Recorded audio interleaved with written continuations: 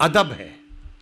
ان کا حیا اور ان کا ادب ہر اچھے برے کو مجلس میں ان کی صحبت میں بیٹھے ہوئے بالکل با ادب کر دیتا ہے، سیدھا کر دیتا ہے۔ اس لمحے کوئی حرکت اور کوئی عمل خلاف ادب اور خلاف شریعت اور خلاف مجلس اور خلاف آداب رونما نہیں ہو سکتا۔ یہ مثال دیکھ کے کہتے ہیں کہ اس کا نتیجہ کیا ہوتا ہے کہ وہ شخص اس لمحے نقائص سے بچا رہتا ہے، برے خیالات سے بچا رہتا ہے، برے اعمال سے بچا رہتا ہے، بری عادات سے بچا رہتا ہے، بری حرکات و سکنات سے بچا رہتا ہے۔ یعنی اس ولی اللہ کی مجلس میں ان کا ادب، آپ سلطان بادشاہ کی بات کر لیں، جو لوگ دنیاوی ہوں، جو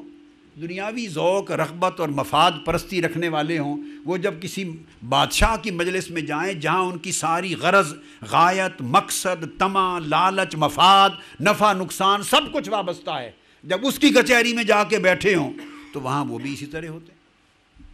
جی۔ وہاں بھی خواہ وہ جنرل پرویز مشرف کے پاس بیٹھے ہوں تو ایسے ہی بیٹھے ہوں گے، لگے گا یہ سلطان الاولیاء ہیں کوئی، جنرل پرویز مشرف اس طرح ادب سے بیٹھے ہوں۔ جنرل ضیاء الحق کی مجلس ہو، کوئی وزیر اعظم ہو، کوئی وزیر اعلیٰ ہو، جب دنیا دار دنیاوی حکمران کے سامنے جاتا ہے تو وہ ادب بجا لاتا ہے جو اس کے ادب کی انتہا ہوتی، سر تک نہیں ہلاتا۔ اور دیندار جب دین کے سلطان کے پاس جاتا ہے، فقیر کے پاس جاتا ہے، اللہ والے کے پاس جاتا ہے، اس کا سلطان اللہ والا ہوتا ہے، تو وہ ادب بجا لاتا ہے جو انتہا کا ہوتا ہے۔ دونوں طرف حیا ہے، ڈر ہے، خواہ اس حیا اور ڈر کے پیچھے مفاد ہو، خواہ اس حیا اور ڈر کے پیچھے ایمان کی رتی ہو، ایمان کی ایک چنگاری ہو۔ ادھر ایمان کی چنگاری ہوتی ہے، ادھر حیا ہوتا ہے، ادھر مفاد ہوتا ہے۔ مفاد بندے کو ایسا بنا دیتا ہے، ادھر حیا بندے کو ایسے بٹھا دیتا ہے۔ آپ بات کو سمجھیں نا؟ فرماتے ہیں کہ جس طرح حیا احترام سکھاتا ہے، احترام ہر حرام اور ممنوع چیز سے بچاتا ہے، صرف ان کے سامنے بیٹھے ہیں، ان کو دیکھ رہے ہیں، تو فرمایا جب ولی اللہ کی مجلس کا حیا اور ادب اور احترام انسان کو اس لمحے اتنا پاکیزہ صورت اور پاکیزہ سیرت بنا دیتا ہے، تو اس لیے احسان کو اللہ کے تکنے کے ساتھ جوڑا کہ اگر اللہ کو تکنے کا دھیان پیدا ہو جائے تو اس بندے کے حیا اور ادب کا عالم کیا ہوگا، کہ میں اللہ کو دیکھ رہا ہوں، اللہ کی مجلس میں حاضر ہوں، اللہ کی صحبت میں ہوں، اللہ کے دربار میں ہوں، اللہ کی کچہری میں ہوں، گویا کأنک تراہ، میں رب کو دیکھ رہا ہوں، تو میں اس کے سامنے کھڑا ہوں۔ فَإِن لَمْ تَكُنْ تَرَاهُ فَإِنَّهُ يَرَاكَ، اور اگر تم نہیں دیکھ سکتے تو یہ دھیان مضبوط ہو جائے کہ وہ مجھے دیکھ رہا ہے، اللہ۔ تو دونوں میں سے جو دھیان بھی طاری ہو جائے، میں دیکھ رہا ہوں مولا کو یا وہ مجھے دیکھ رہا ہے، اس لمحے حیا آئے گا، احترام آئے گا، ادب آئے گا، اور وہ ادب اس بندے کو ہر ناجائز کام سے محفوظ رکھے گا۔ ٹھیک ہے؟ اب وہ فرماتے ہیں یہ جو کیفیت احسان کی وجہ سے اللہ کو تکنے یا اللہ کی نگاہ سے تکے جانے کی شکل میں نصیب ہوئی، یہ لمحہ تھا، کیفیت تھی، اور اگر یہ دائمی ہو جائے زندگی میں اس کو ولایت کہتے ہیں۔ یہ حیا، یہ تعلق، یہ ادب، اس کی فیلنگز اگر دائمی ہو جائیں اور بندہ گھر میں جائے، خلوت میں ہو، جلوت میں ہو، سفر میں ہو، حضر میں ہو، رات ہو، دن ہو، اٹھے بیٹھے جہاں جائے، اگر رب کا یہ حیا، اس کے احکام کا حیا، اس کے امر کا حیا اور اس کا خوف، وہ ادب، اگر یہ لحاظ اس کی زندگی کے ہر لمحے پر ساری جاری اور ساری ہو جائے، ہر لمحے قائم ہو جائے، تو اس بندے کا تعلق ولایت میں بدل جاتا ہے، اس بندے کو مرد ولی کہتے ہیں، وہ ہر وقت اللہ کی دوستی میں رہتا ہے۔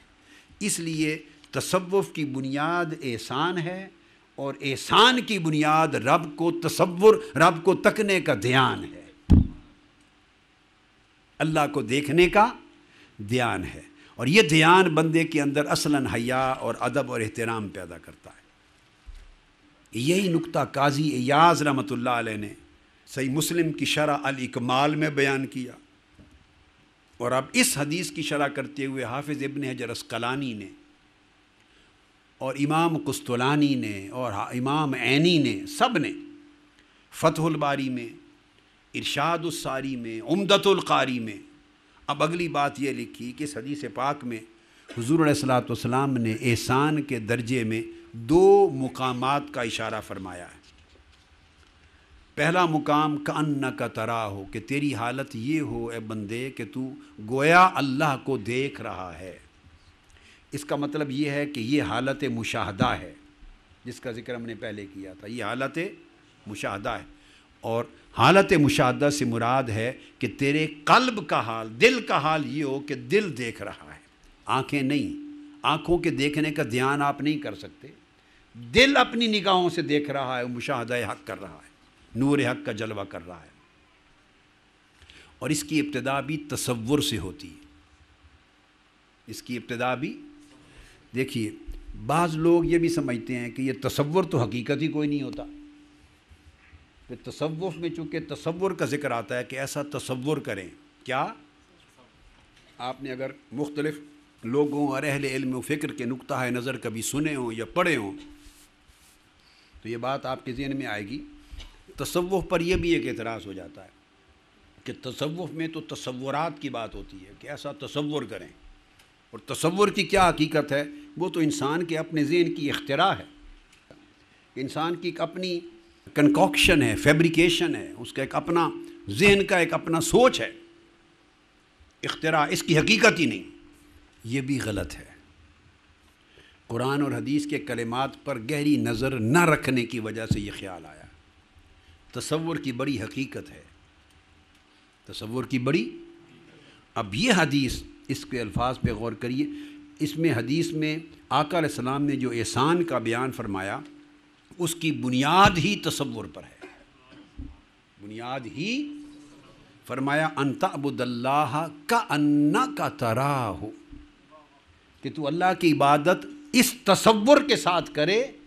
کأنک جو حرف کاف ہے وہ تصور کو بیان کر رہا ہے، تشبیہ کا، کہ گویا تو اس کو دیکھ رہا ہے، یہ تصور قائم کر لے تیرا دل اور دماغ۔